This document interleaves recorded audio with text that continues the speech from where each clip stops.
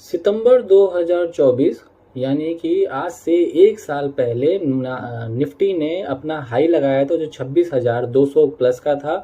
यानी मार्केट ने वहां से लेके यहां तक में कोई खास नई तेजी नहीं करी है, उल्टा मार्केट गिरते ही चले गए हैं।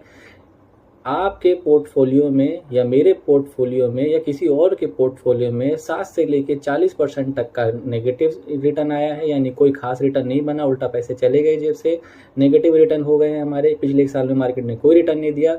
क्या कारण हो सकते हैं कि पिछले एक साल में मार्केट ने रिटर्न नहीं दिया? ये कुछ पहलुओं को समझते हैं। सबसे पहले एफआईज 13 बिलियन से ज़्यादा का पैसा भारतीय बाजार से निकाल चुके हैं। कुछ रिपोर्ट्स का ये भी मानना है कि एफआईज जो विदेशी निवेशक होते हैं, फॉरेन इंस्टीट्यूशनल इन्वेस्टर, जिनका दबदबा रहता है इंडियन मार्केट में, उन्होंने भारत में से पैसा निकालने की प्रक्रिया को जारी रखा है और वो मार्केट में पैसा नहीं डाल रहे हैं, उल्टा मार्केट से पैसा खींच रहे हैं।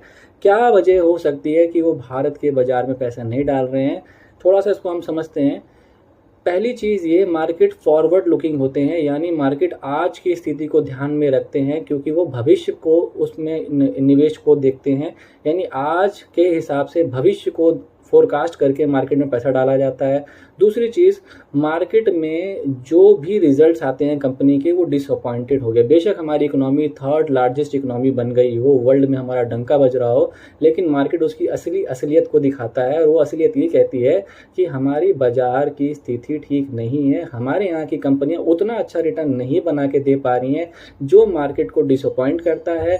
मार्केट उस तरह के रिटर्न्स को सपोर्ट नहीं दे पा रहा है और तभी उसी वजह से मार्केट लगातार डिस्करेज हो रहा है। और भारत में जो बाहर के निवेशक हैं, फॉरेन इंस्टीट्यूशनल इन्वेस्टर, विदेशी निवेशक, भारत से बाहर आने वाला पैसा वो भारत से निकलता चला जा रहा है, जिस वजह से हमारी इकोनॉमी और इनबैलेंस होती चली जा रही है।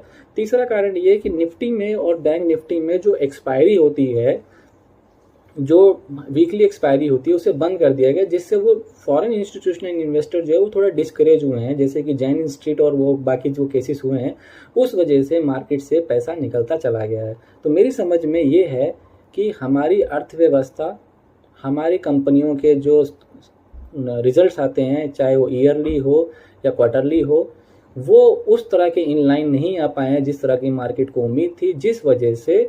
और कुछ निफ्टी में सेबी ने कुछ ऐसे कानून लाए जिस वजह से एक्सपायरीज को बंद करना पड़ा, जिस वजह से भारत में पैसा अब उस गति से आने की बजाय उस गति से निकलता चला जा रहा है। 15 बिलियन से ज़्यादा का पैसा भारत से निकाला गया है। मुझे उम्मीद है आपको इस 1-2 मिनट के वीडियो में काफ़ी कुछ समझ में आया होगा कि क्यों हमारे मार्केट ने पिछले एक साल में रिटर्न नहीं दिया। धन्यवाद।